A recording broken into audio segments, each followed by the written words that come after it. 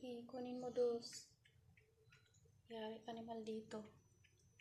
Kunin mo na.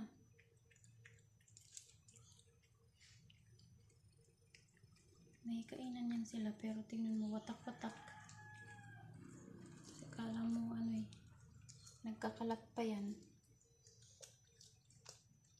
Dalian mo dos. Yan si maldito. Kahit hirap lumunok, sige madalian ang lunok niya. Kasi wala na, inagawa na siya ng pagkain. Wala na, kinain na ni Dos.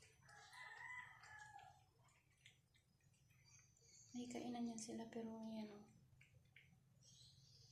hindi kumakain sa kainan. May plato yan sila. Wala na, ubos na. Kinain niya na yung pagkain ni maldito. Buto ng manok.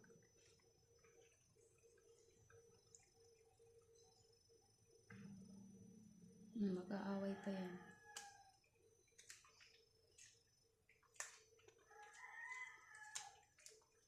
Nakakuha siya.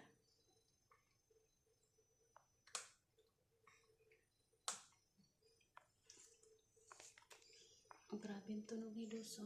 Durog pati buto